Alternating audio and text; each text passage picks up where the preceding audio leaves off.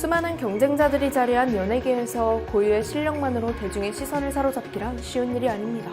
그래서 몇몇 소속사들은 소속된 신인들을 홍보할 때 제2의 누구누구다 라며 이미 유명한 연예인들과 묶어서 홍보하는 방법을 선택하기도 하죠. 이 방법은 당연히 신인의 인지도를 높이는 데는 도움이 되겠지만 이런 식의 언플이 과하면 오히려 여론을 악화시키는 경우가 더 많다고 하는데요. 오늘은 제2의 누구누구로 마음대로 언플하다가 결국 폭망한 여자 연예인 3명을 알아보겠습니다. 2012년 FNC 엔터테인먼트에서 솔로 가수로 데뷔한 주니엘은 빼어난 외모와 수준급의 가창력, 거기다 직접 작곡까지 가능한 싱어송라이터의 면모까지 자랑하며 데뷔 초반부터 큰 관심을 받은 바 있는데요. 그러나 긍정적인 의미의 관심보다는 지나친 모방에 따른 일시적인 주목이 대부분이었습니다. 소녀소녀한 매력의 어쿠스틱 기타를 메고 스탠딩 마이크 앞에서 노래를 부르는 모습, 누구나 아이유를 떠올릴 수밖에 없는데요. 아니나 다를까 주니엘은 데뷔 직후 줄곧 제2의 아이유라는 언플로 화제몰이를 시도한 바 있습니다. 아이유 타이틀을 등에 업고 초반에 반짝 관심을 받는 데는 성공했지만 결과적으로 주니엘이라는 가수의 성장에는 독이 되고 말았는데요. 단순 언론 플레이를 넘어 아이유와 똑같아도 너무 똑같은 모습으로 대중들의 불쾌감을 자아냈기 때문이죠. 사실 주니엘의 실력과 외모는 굳이 아이유를 거론하지 않더라도 그 자체로 충분히 경쟁력이 있었는데요. 하지만 소속사 FNC에서는 콘셉트와 스타일은 물론 공개 발언까지 아이유를 그대로 따라하는 기획을 고수해 주니엘을 곧 비호감으로 전락. 데뷔 초에 이어진 관심이 무색하게도 이후의 활동은 미미한 상황입니다. 주니엘 본인도 제2의 아이유라는 타이틀이 부담스럽다며 언론에 여러 차례 자제해달라는 언급을 하기도 했는데요. 소속사는 막무가내로 언플을 강행했고 결국 해당 언플로 피해를 본 건 주니엘이었습니다. 지금이야 가요계에서 걸그룹들이 강세를 보이고 있지만 2000년대 후반만 해도 손담비, NS 윤지아 같은 다채로운 여성 솔로 가수들이 등장해 인기를 끌었는데요. 노래 여우가로 2008년에 데뷔한 문지은 역시 당시 여자 솔로 가수 대결에 합류, 짧게나마 화제를 모았습니다.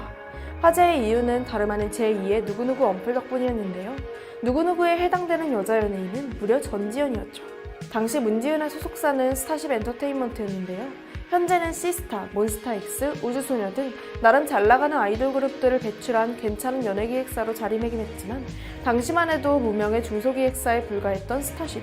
이 때문에 문지은을 홍보하기 위해 남다른 전략을 선택했어야 했는데 그것이 바로 톱스타의 머리채를 잡는 언플이었던 것이죠. 스타쉽은 문지은이 데뷔하기 전부터 제2의 전지현, 이효리의 대항마로 문지은을 홍보했고 이에 엄청난 미모의 여가수가 곧 가요계에 데뷔한다는 소문이 퍼지기 시작했는데요. 하지만 스타쉽의 언플은 곧 독이 되고 말았습니다.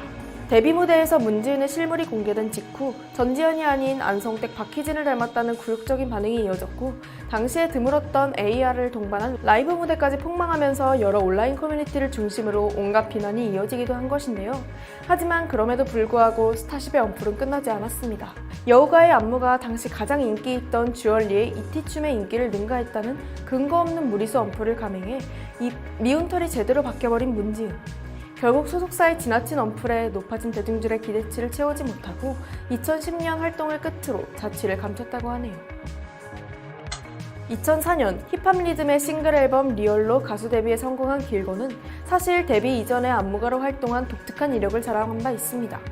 보아의 마이네임 무대에 함께 섰던 애프터스쿨 가이나 박지윤 성인식의 무대에 올랐던 미나와 비슷한 포지션이라고 할 수 있는데요. 이처럼 이례적인 안무가 이력을 소재로만 마케팅을 펼쳤다면 결과는 더 나았을까요? 가수 데뷔 직후 길건 소속사 측은 당시 이효리를 전면에 내세운 언론 플레이로 실제 사이가 좋았던 길건과 이효리의 관계를 멀어지게 만들 정도였다고 합니다. 여러 인터뷰 기사나 활동 소개 기사에 이효리 히트곡의 안무를 담당했던 과거를 여러 번 반복하는 것도 모자라 이효리와 비슷한 섹시 콘셉트의 의상, 스타일을 강조하며 제2의 이효리라는 타이틀을 자꾸 사용했죠. 당시 한 인터뷰에서 길건은 이효리에 관한 이야기가 나오자 고맙고 좋은 친구라고 칭하면서도 한편으로는 부담스러운 심정을 드러내기도 했는데 소속사는 길건의 마음을 아는지 모르는지 끝까지 이효리를 활용한 언플을 시전했고 그 덕택에 길건은 이름 두 글자를 알리는 데에는 어느 정도 성공했으나 결국 친했던 이효리와는 멀어지고 언플에 부응하는 반응도 얻지 못하는 반쪽짜리 결과에 만족해야 했습니다. 이후 당시 소속돼 있던 회사와 계약 종료 후 가수 김태호의 소속사 소울샵 엔터테인먼트로 이적했으나 제대로 된 활동 한 번 못해보고 법정 공방 끝에 계약 해지, 가수로서의 활약은 좀처럼 보기 어려운 상황입니다.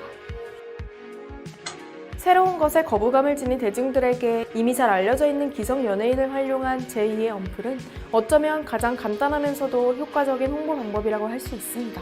그러나 앞선 세 사람처럼 도를 넘은 언플이나 언플 내용에 부합하지 않는 부족한 실력이 도마 위에 오른다면 오히려 역풍을 맞을 수 있다는 점 명심해야겠습니다.